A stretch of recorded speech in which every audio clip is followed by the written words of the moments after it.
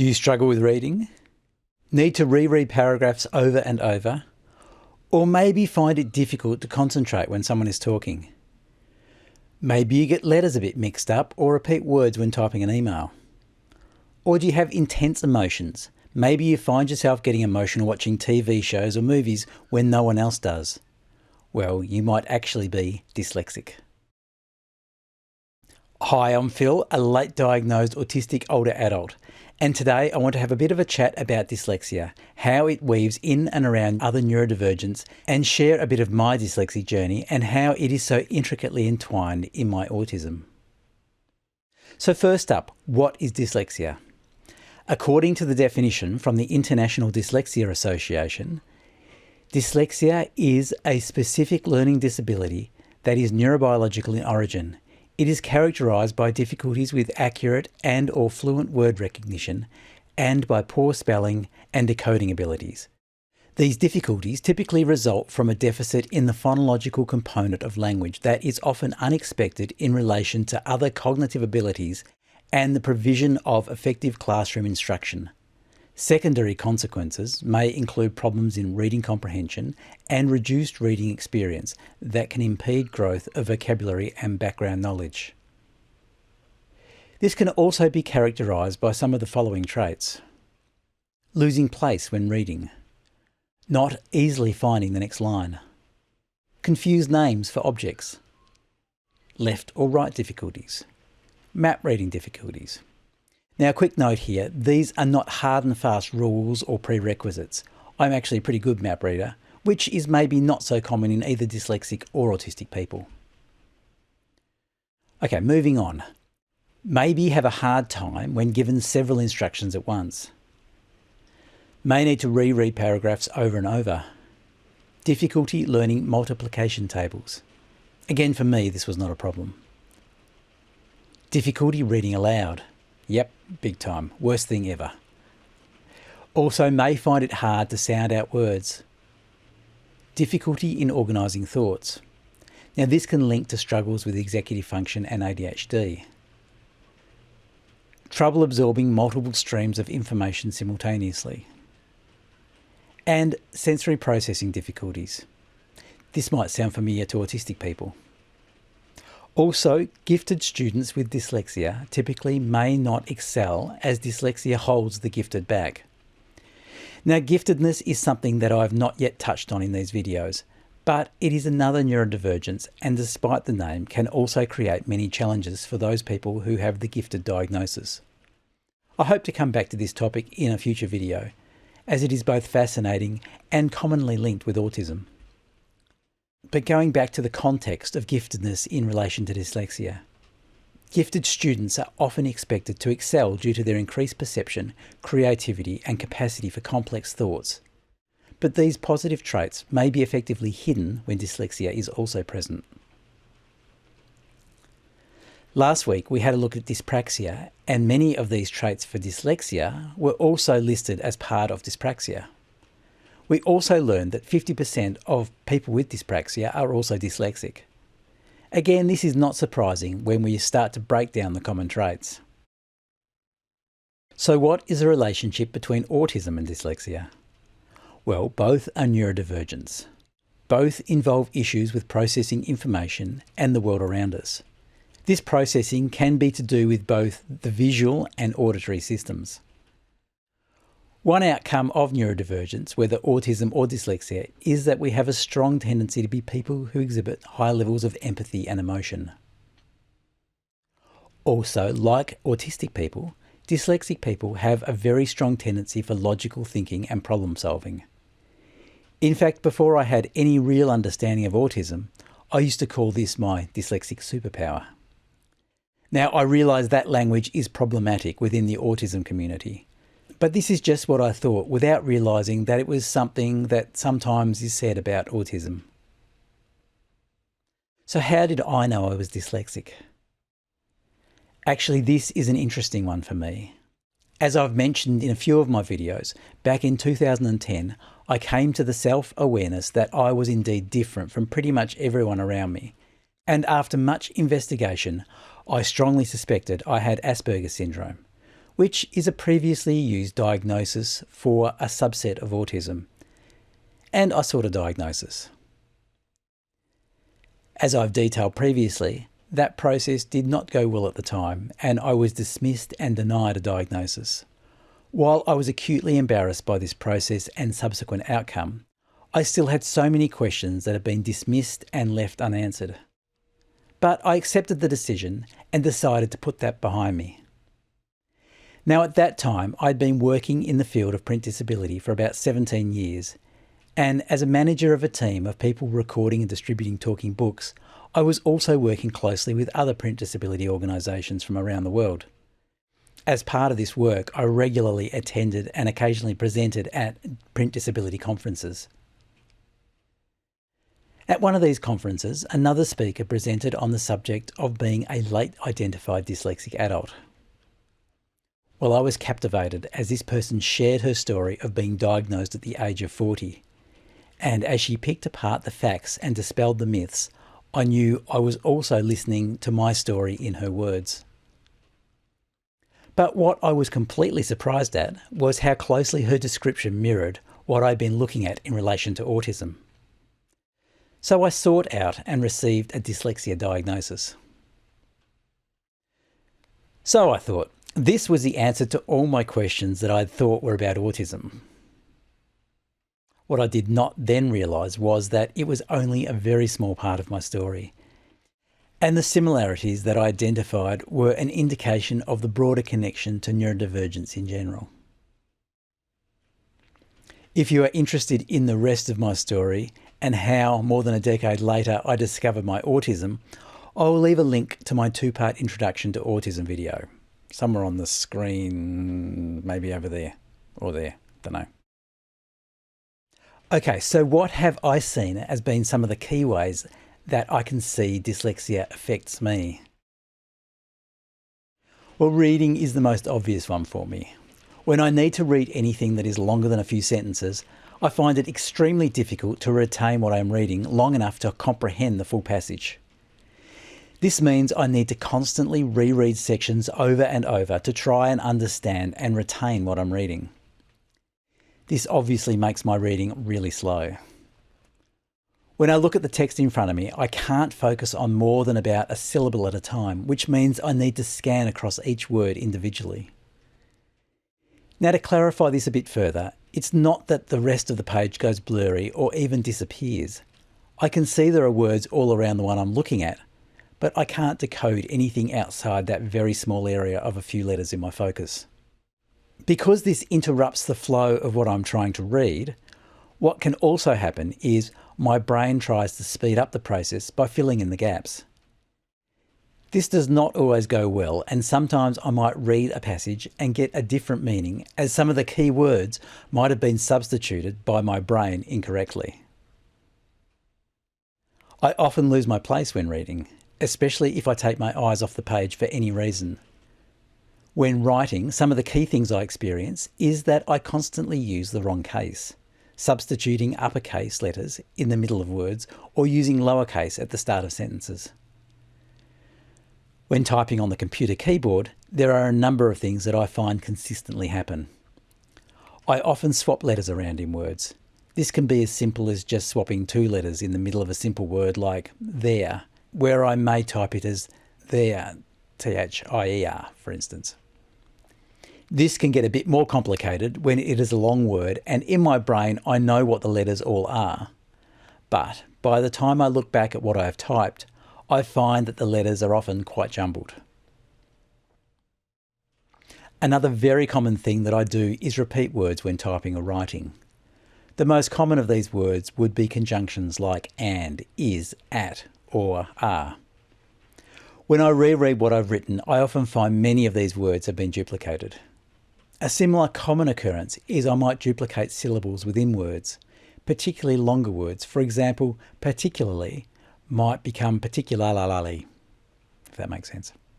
I've analysed this over a very long period of time to try and understand if I'm in any way aware that I'm doing it during the process of typing the document. What I've discovered is that I am completely unaware that I am doing it.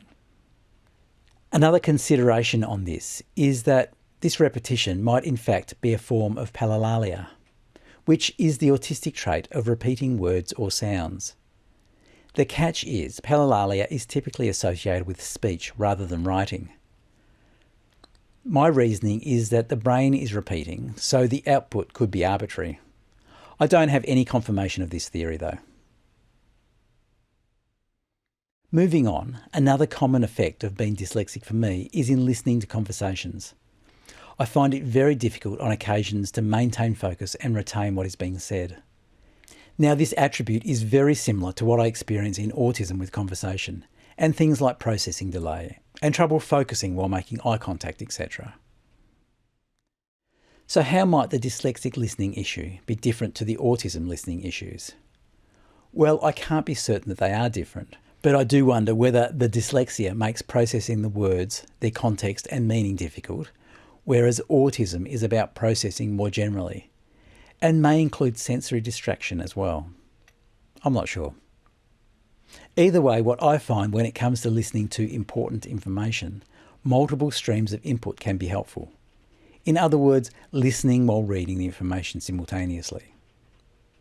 This might be watching TV or YouTube videos with the subtitles on. Another key area that I've found that dyslexia affects me is my spelling, which is and has always been atrocious. In fact, in my middle years of high school, one teacher in my end-of-year report wrote in a very much tongue-in-cheek comment, "I have learned a lot about the spelling of the English language from Philip this year." So how have all these dyslexic attributes affected my education, career, and life in general? Starting with my school life, I always found reading to be something that was tiring and in no way enjoyable. This had the effect of meaning I really only ever read to gather information rather than for any form of relaxation or pleasure. It became quite evident early in my schooling that I was struggling with reading. In fact, my second grade teacher bluntly asked my parents if they were aware that I could not read. What had actually been happening was that I had been hiding the fact that I could not read with my excellent memory abilities. This then led to me being tested for learning problems in general and IQ, etc., which showed that my intelligence was not a problem, despite my challenges. And of course, back in the mid-1970s, the understanding of dyslexia was so basic and stereotyped that it did not seem to fit my profile. This also meant that I had to work a lot harder at school to keep up with the other students when it came to reading textbooks. And often I just would not do that at all, as I found that I could not decode what I was reading and retain it long enough to get any detailed level of understanding of the text. This meant I was very reliant on the quality of the teachers. This was acutely evident in my university studies, where I received excellent grades when the lecturers were good and fail when they were not. Again, the energy required to keep up with the reading at university level education meant that I was probably near burnout much of the time, particularly in my final year. Despite this, I did achieve quite highly, apart from the several subjects I failed due to the quality of teaching, of course. And I was offered a master's degree placement. But due to my exhaustion from years of study to that point, I sadly turned that opportunity down and left uni, gaining my bachelor's degree in applied physics with distinction. But I could not land a job and left the science field altogether. Although, to be fair, this may also have had a bit to do with the recession of the late 1980s. Going back to my secondary schooling, I was accused by my final year English teacher of having not read a particular novel that we were supposed to be studying.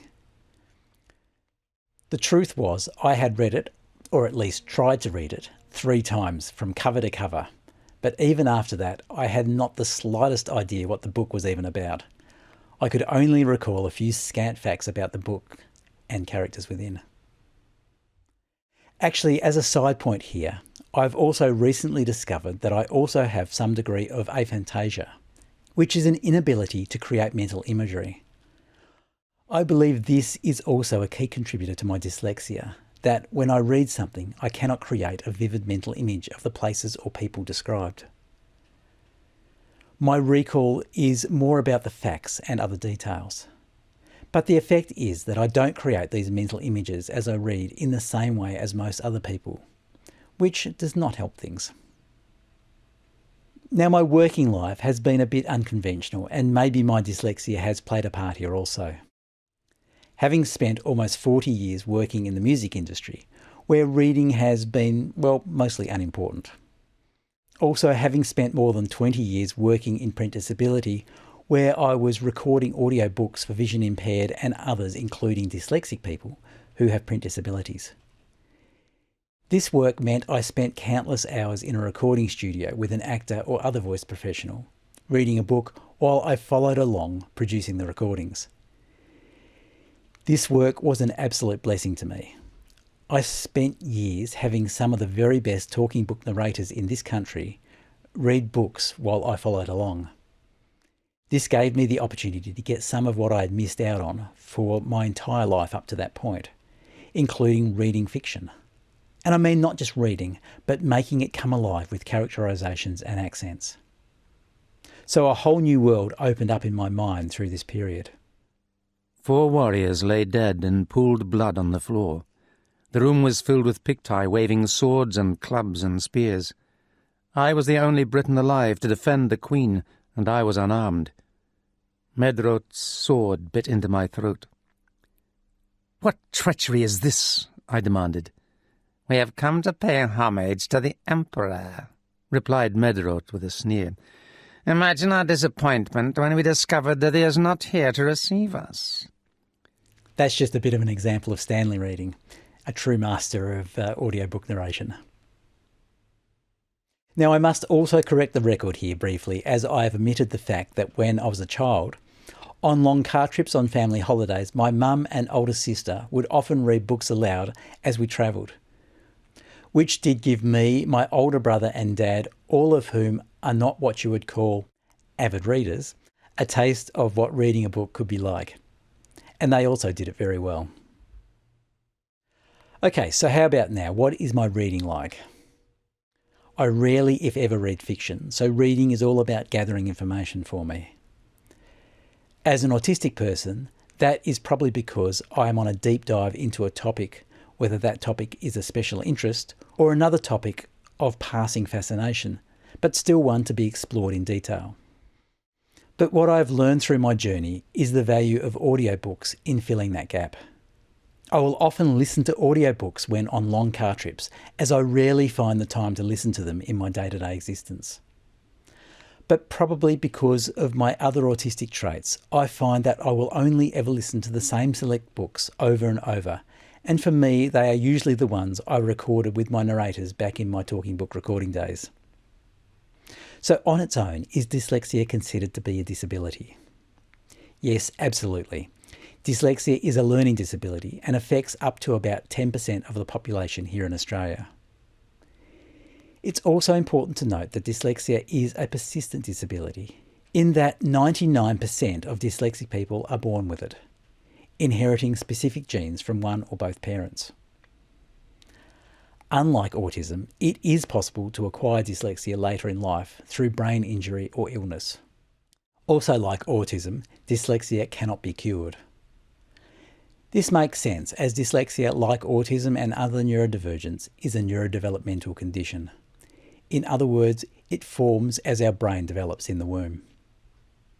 So what are some suitable accommodations to help a dyslexic person in education or the workplace? Sharing content in different formats can be helpful, such as visual aids or audio descriptions. Using appropriate fonts, typically sans serif fonts, are easier to read. Make sure the text size is appropriate, typically no smaller than 11 point.